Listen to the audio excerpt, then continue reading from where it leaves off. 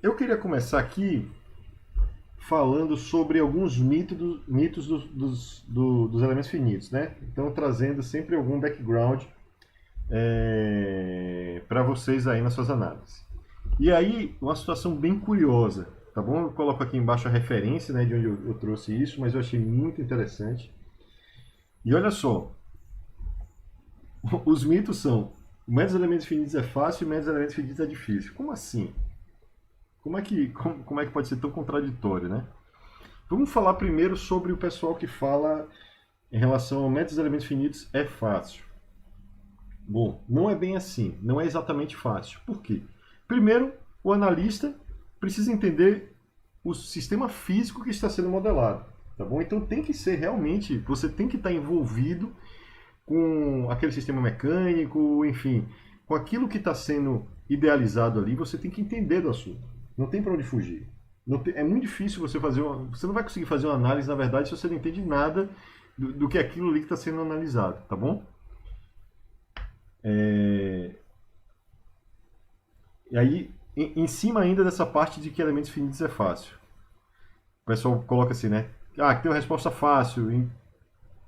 Tem uma resposta é fácil. E é bem o tema dessa nossa aula de hoje. Tem uma resposta é fácil. Vamos lá. Mas o que é essa resposta? Então, assim, realmente, você vai colocar os dados lá no seu programa e ele vai pegar e vai te dar um resultado muito rapidamente. Mas será que esse resultado é coerente? Então, apesar de sim ter uma resposta do programa ser fácil, interpretar esse resultado, entender o que significa, é muito mais complexo. Ainda em cima de que médios elementos finitos é fácil. Qual é o problema? Pouquíssimos problemas que a gente vai observar de engenharia vão ter condições de contornos óbvias. O que é que significa isso? É muito difícil, na verdade, você ter um problema de engenharia, e é o que eu sempre gosto de brincar, por exemplo, a pessoa está na faculdade de engenharia, de projeto, e ela recebe uma prova, né? E naquela prova ela recebe, e aí tem a imagem de um dispositivo, tem uma força apontando ali em um determinado ponto. É tudo muito simples, né? Tudo muito simplificado. Mas quando a gente está no dia a dia, a gente não vê nada disso. A gente tem que criar hipóteses em cima do que está acontecendo, de onde é que pode ser aquela força, onde é que aquela força está aplicada, qual é a restrição daquilo ali. Então, normalmente isso não é óbvio e traz uma dificuldade também para o método, tá bom?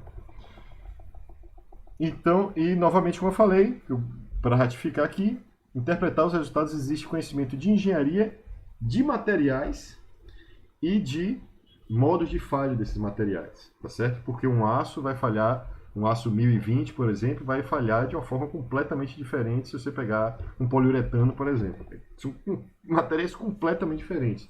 E por aí vai, tá certo? O alumínio, enfim.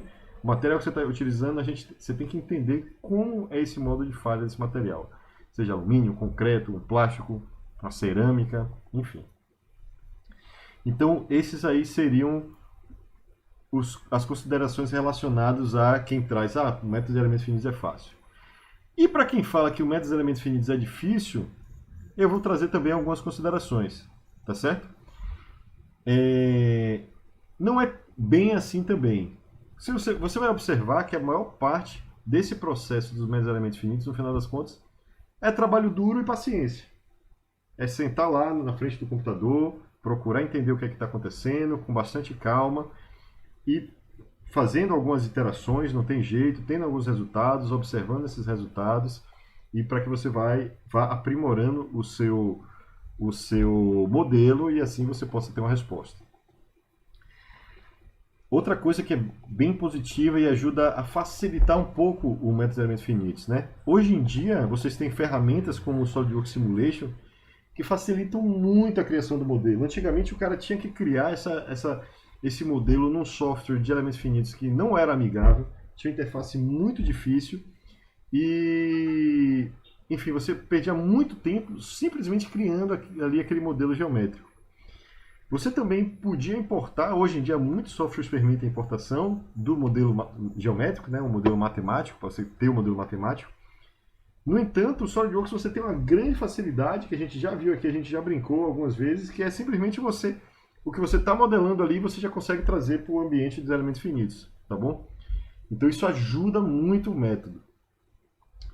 E aí, por fim, você consegue reproduzir boas análises, novamente, tendo bastante tranquilidade, refletindo legal sobre aquele problema que está acontecendo, entendendo bem ali o diagrama de corpo livre, as forças que estão atuando, que tipo de material é aquele. E lembre-se, pessoal, uma coisa que é muito dita aqui no meio da simulação. Se você entra com bons dados, você sai com bons dados. E, da mesma forma, se você entra com maus dados, né, o que o pessoal brinca, às vezes chama de lixo, se você entrar com lixo no programa, você vai ter lixo na saída, tá bom?